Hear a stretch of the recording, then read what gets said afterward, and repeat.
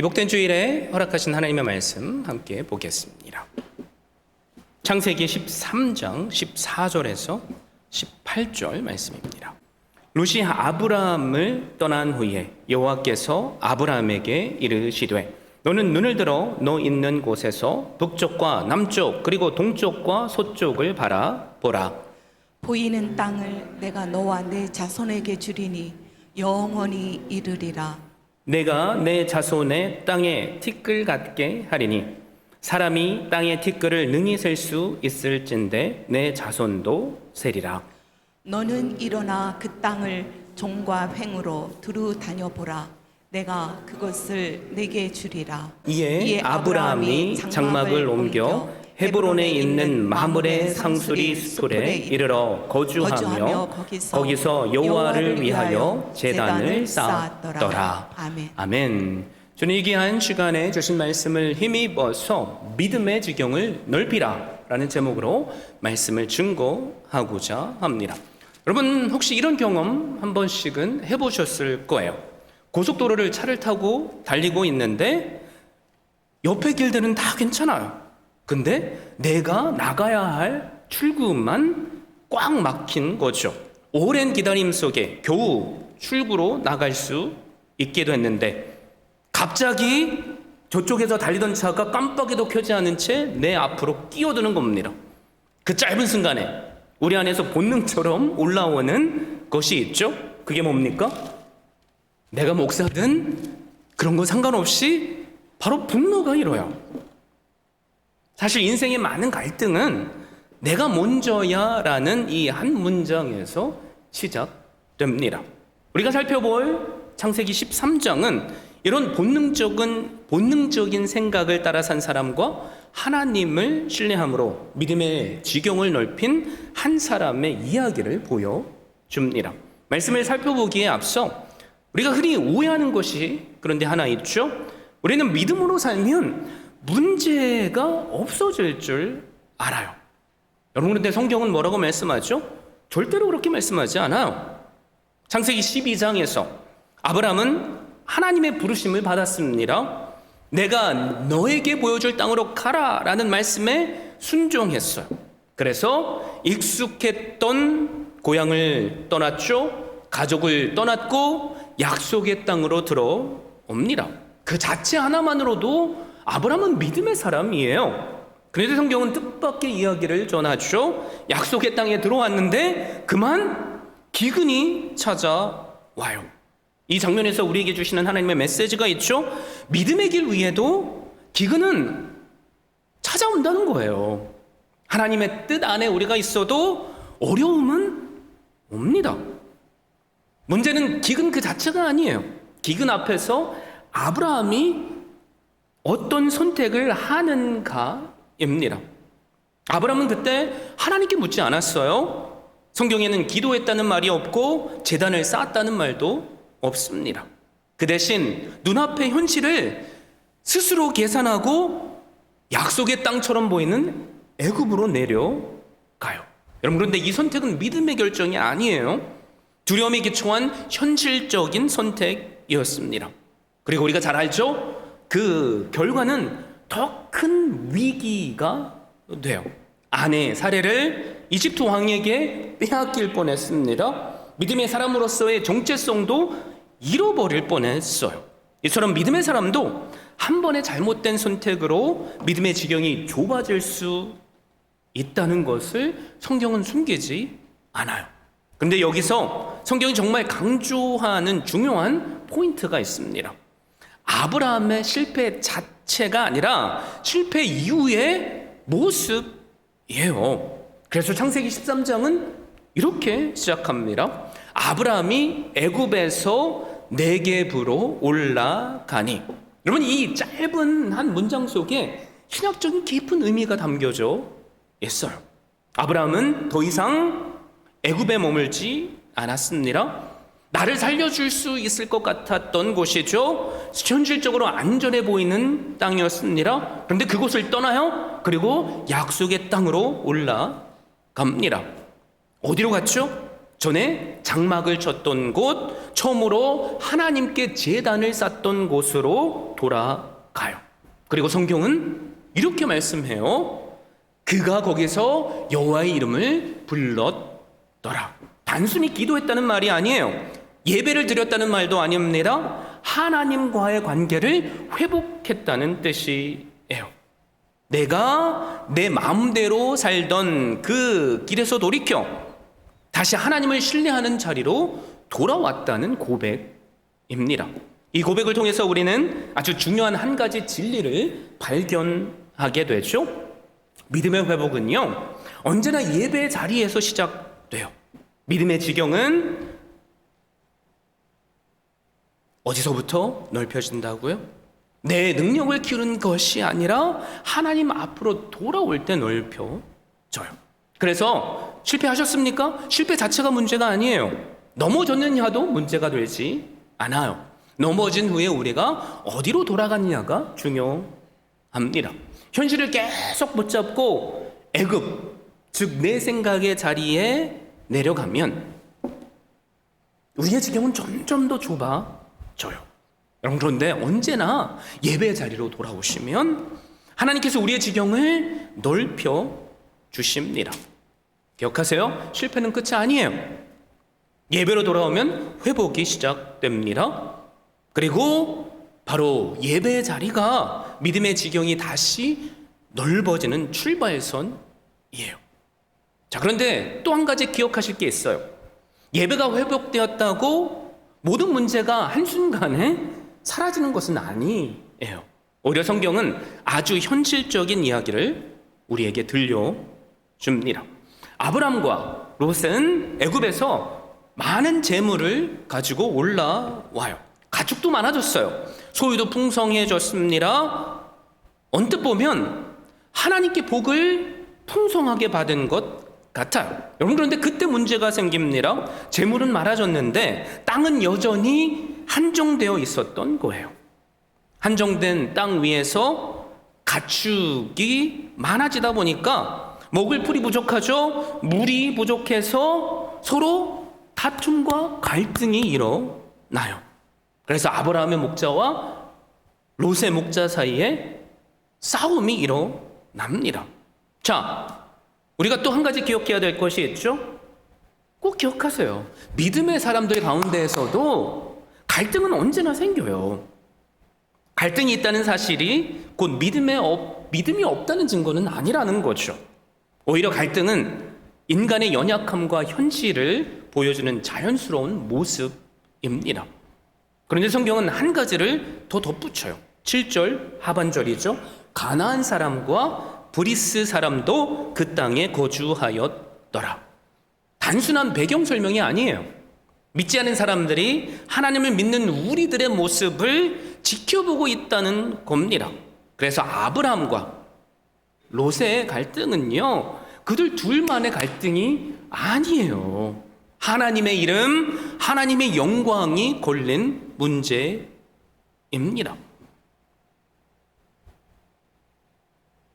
그래서 우리는 한 가지 질문을 해야 돼요. 도대체 갈등이 생겼을 때 누가 먼저 움직여야 할 것인가? 누군가가 우리에게 물어본다면 우리는 보통 이렇게 말할 거죠. 저 사람이 먼저 잘못했잖아요. 왜 항상 제가 양보해야 됩니까? 여러분, 근데 믿음의 사람은 다 이런 답을 하는 것이 아니라 항상 이런 질문을 먼저 던져요. 누가 옳은가가 아니라 누가 먼저 하나님을 닮을 것인가? 이 질문입니다. 자, 보세요. 아브라함은 어른이에요. 약속받은 사람이죠. 믿음의 조상입니다. 그래서 책임을 회피하지 않아요. 갈등을 피하지도 방치하지도 않습니다. 먼저 롯에게 다가가요. 그리고 이렇게 말해요. 우리가 읽진 않았지만 8절 9절을 보면 우리는 한 친족이라 그러니까 서로 다투지 말자. 여기서 끝나는 게 아니에요. 해결책을 제시해 줍니다. 충격적인 제안이죠. 네가 좌하면 나는 우할게. 네가 우하면 나는 좌할게. 비상식적인 말이에요. 우리의 머리로는 이해할 수 없는 말입니다. 당시 문화를 보세요. 나이와 지위가 높으면 그 높은 사람이 선택하는 게 먼저예요. 여러분, 그런데 아브라함은 자신이 손해볼 것을 알고도 그런 선택을 하지 않았습니다. 내 권리를 주장하는 대신 하나님의 주권을 신뢰하는 선택을 해요. 단순한 양보가 그래서 아니죠. 여러분, 이건 믿음의 선택이에요. 하나님이 내 몫을 책임지신다는 믿음의 고백입니다.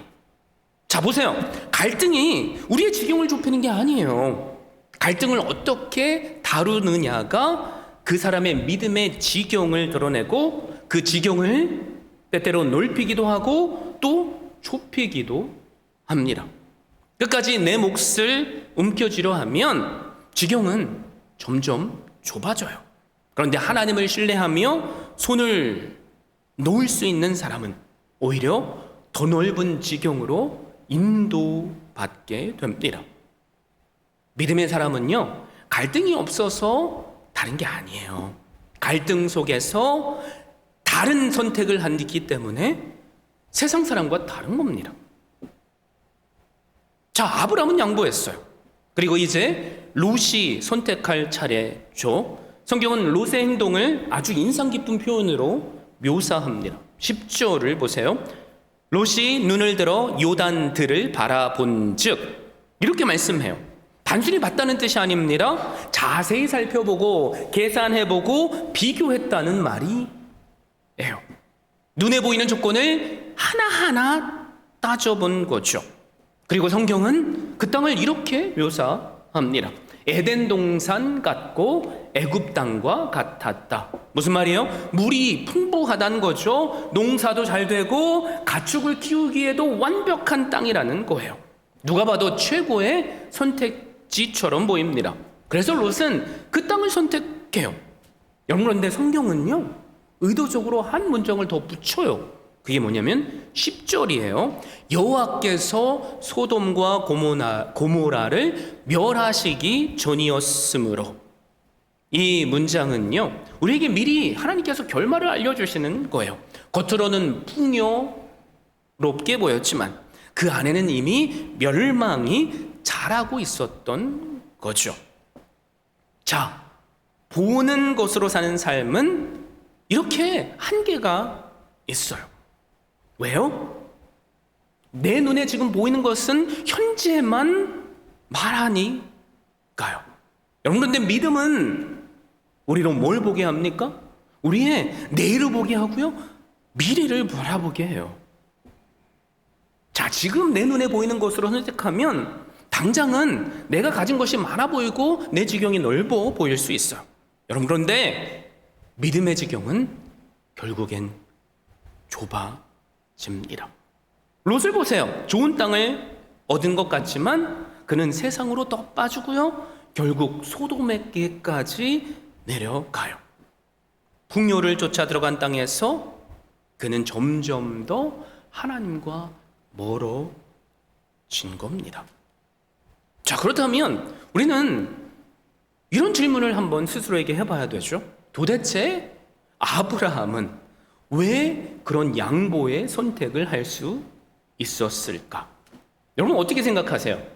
아브라함이 바보여서 그랬을까요? 아니에요. 땅의 가치를 몰랐을까요? 에이, 누구보다도 잘 알았겠죠. 여러분, 그런데 아브라함이 양보할 수 있었던 이유는 단 한 가지예요. 이게 뭐냐면 하나님의 말씀을 신뢰했기 때문입니다. 아브라함은 이미 하나님께 약속의 말씀을 들었어요. 내가 이 땅을 너에게 주겠다. 여러분, 이 약속을 붙잡는 사람은요, 굳이 눈앞의 것을 움켜쥘 필요가 없어요. 그래서 롯이 무엇을 선택하든 아브라함은 흔들리지 않았던 겁니다. 땅은요, 사람이 차지하는 것이 아니에요. 하나님께서 주시는 것이기에 그렇습니다. 그리고 바로 그 순간 하나님께서 다시 아브라함에게 말씀하셔요. 그게 우리가 읽은 14절 15절인데요 요약하면, 눈을 들어 동서남북을 바라보라. 네가 보는 이 모든 땅을 내가 너에게 어떻게 해요? 5년 동안이 아니라 영원히 주겠다라고 말씀하세요. 놀랍죠? 롯은 자기 눈으로 본 일부의 땅만 차지했어요. 그런데 놀랍게도 아브라함은 말씀으로 모든 방향의 땅을 받았습니다. 자, 사람이 스스로 선택한 땅은 일부예요. 그런데 하나님께서 주신 땅은 전부입니다. 그리고 창세기 13장을 보세요. 어떻게 마무리되죠? 아브라함은 거처를 옮겨서 마물의 상슬이 수풀에 다다랐습니다. 그리고 거기에서 여호와를 위하여 제단을 쌓아요. 자, 우리가 살펴본 13장의 처음은 어떻게 시작합니까? 예배로 시작했어요. 그죠? 그리고 23장의 끝도 예배로 끝납니다. 자, 보세요. 아브라함은요, 하나님이 어떤 분이신지 들어서나 머리로만 알고 있던 사람이 아니에요. 예배를 통해 영적인 깊은 교제를 나눴고요. 그리고 하나님께서 나에게 가장 선하신 것으로 주시는 분임을 삶으로 체험한 사람입니다. 이런 사람은요, 조급하지 않아요. 이런 사람은요, 손해볼지라도 양보할 수 있습니다. 그리고 믿음의 선택을 할 수 있어요. 그래서 예배는 믿음의 지식으로 끝나지 않아요. 예배는 믿음을 경험으로 만듭니다. 그리고 그 경험은 우리로 하여금 보는 것으로 더 이상 살지 않게 하고 믿음으로 살게 만들어요. 여러분, 그래서 우리가 이 아브라함의 선택을 자연스럽게 따라가다 보면 마지막에 다다르는 자리가 있어요. 그게 어디죠? 바로 예수님의 십자가입니다. 아브라함은 자기 권리를 주장하지 않았어요. 좋은 땅을 차지할 수 있었지만 양보했습니다. 그 이유가 뭡니까? 하나님을 전적으로 신뢰했기 때문에 그래요. 예수님도 이 땅에 오셨죠. 좋은 자리를 차지할 수 있었지만 가장 낮은 자리에 서셨습니다. 사람들의 박수와 존경을 받을 수 있었지만 그 자리를 택하지 않으셨고 권력과 영광의 자리에 앉지 않으셨어요. 우리가 잘 아는 빌립보서 2장 6절에서 8절 말씀처럼 예수님은 하늘의 영광을 스스로 내려놓으시고 자기를 한없이 낮추셔서 종의 형체를 가지셨습니다. 그리고 가장 낮은 자리, 가장 아픈 자리, 가장 부끄러워 보이는 자리에 서셨습니다. 그게 바로 십자가예요. 세상 사람들의 눈에 비친 십자가는요, 조롱의 자리입니다. 완전히 실패한 자리예요. 끝난 자리입니다.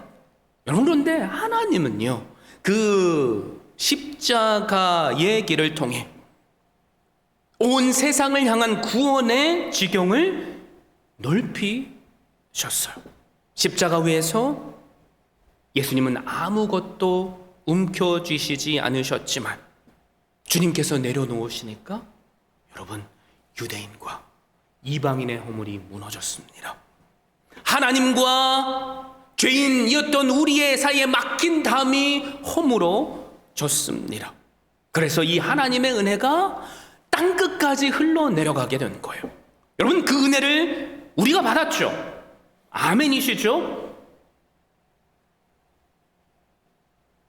그래서 십자가는요, 손해처럼 보이지만 하나님 나라에서는 가장 큰 상급입니다. 여러분, 예수님이 넓히신 그 지경, 우리는 세상이라고 말하지만 기억하세요. 그 세상은 저 누군가가 아니에요. 그 세상은요, 저예요. 그리고 여러분 한 사람 한 사람입니다. 주님께서 그래서 십자가로 우리에게 이렇게 말씀하시잖아요.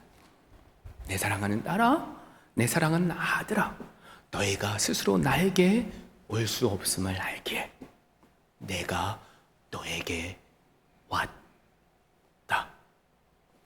네가 스스로 너의 죄를 해결할 수 없기에 내가 너의 죄를 대신 짊어지고 내 목숨 값으로 너를 살렸다.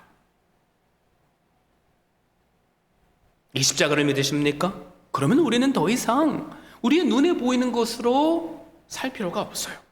내 몫을 지키기 위해 전전긍긍할 필요가 없습니다. 왜냐하면 십자가가 분명히 증거하잖아요. 하나님은 나에게 가장 좋은 것을 주시는 신실한 아버지시라는 것을요.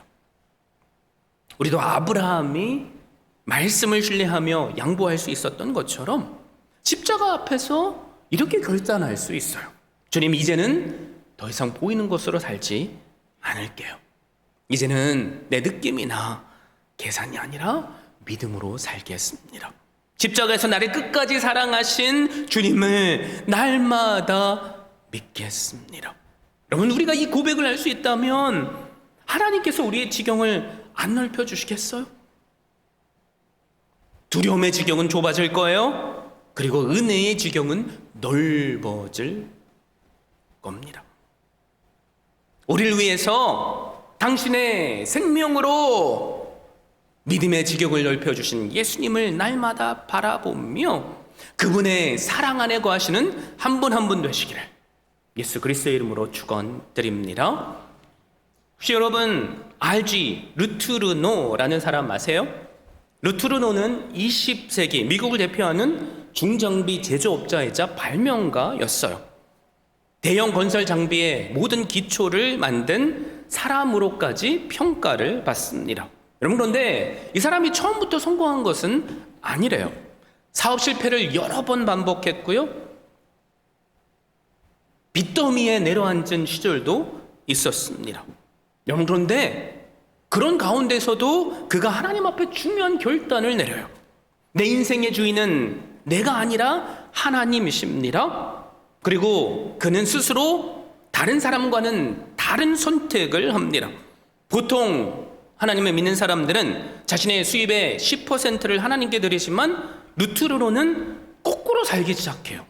수입의 10%로 살고 90%를 하나님께 드리는 삶을 선택합니다. 여러분, 이해되세요?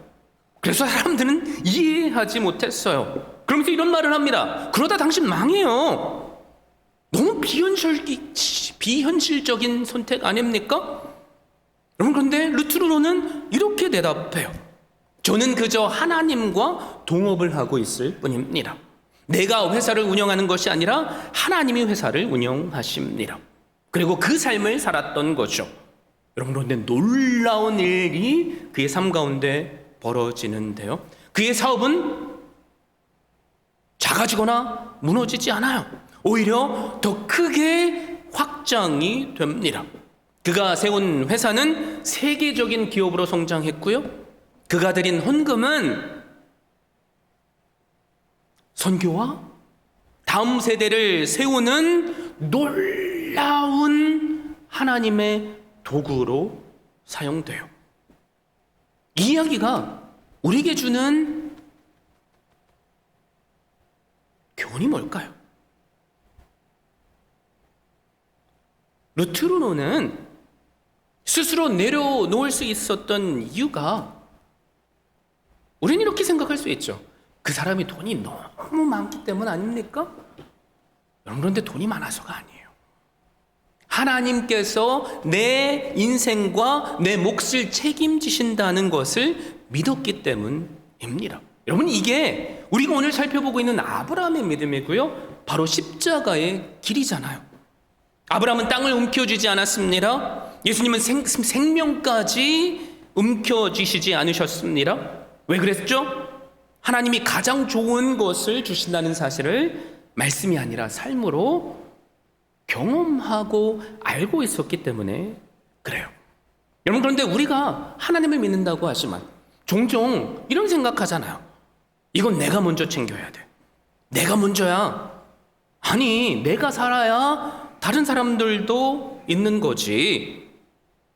여러분, 그런데 하나님은 오늘 우리에게 이렇게 말씀하세요. 네가 아니라 내가 네 인생을 책임진다. 내가 너의 지경을 넓힌다.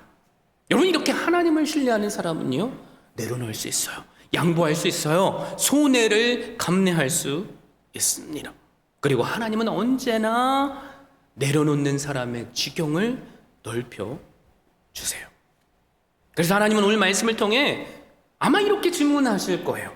너는 지금 무엇을 붙잡고 있느냐?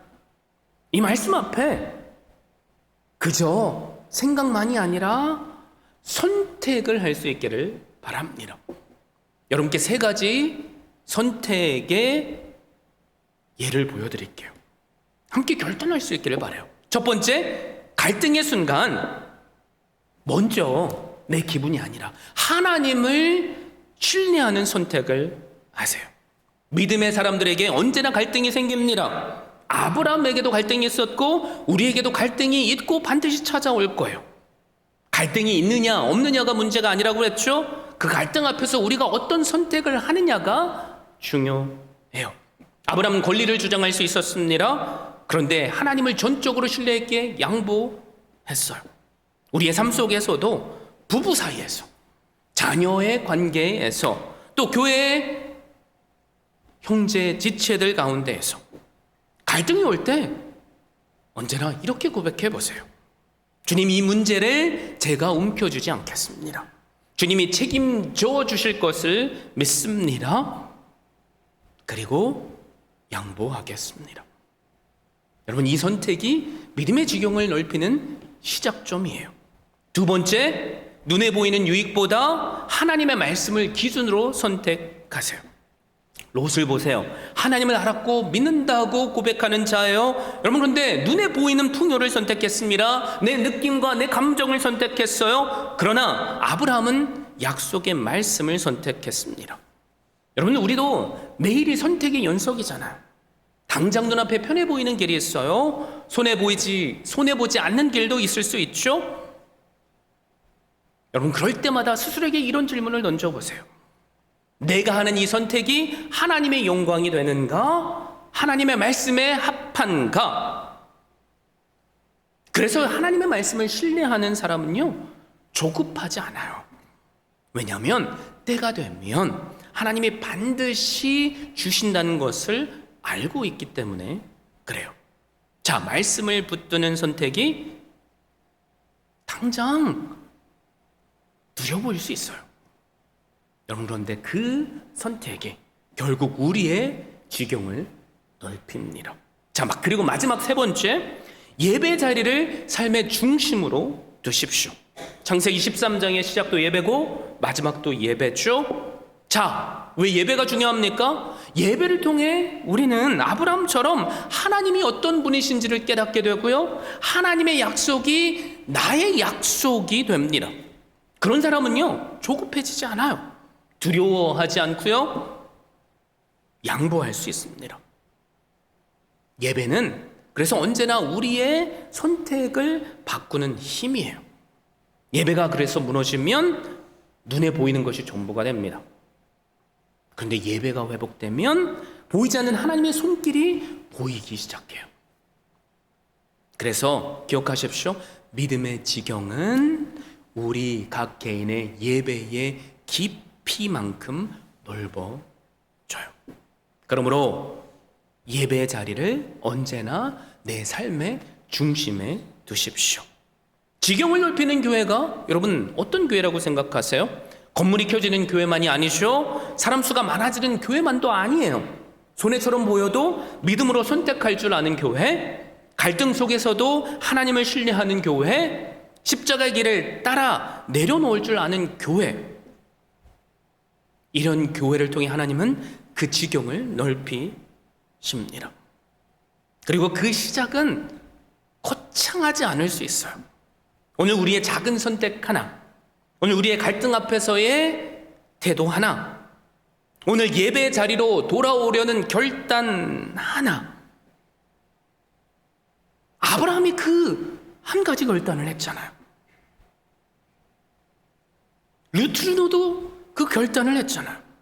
하나님을 믿는 사람이 만약 그런 결단을 한다면 하나님은 우리 각 개인의 가정의, 비즈니스의, 그리고 교회의 지경을 넓혀 주실 줄 믿습니다. 여러분, 그래서 우리가 함께 이렇게 고백했으면 좋겠어요. 주님, 이제는 보이는 것으로 살지 않겠습니다. 믿음으로 살겠습니다. 제 인생의 지경을 주님께 맡겨 드립니다. 이 고백 위에 하나님은 들으시고 우리의 지경을 넓혀 주실 줄 믿습니다. 그러므로 오늘 말씀하시는 하나님을 신뢰하심으로 믿음의 지경을 넓혀 가시는 한 사람, 그리고 우리 주은혜 교회 될 수 있기를 예수 그리스도의 이름으로 축원드립니다.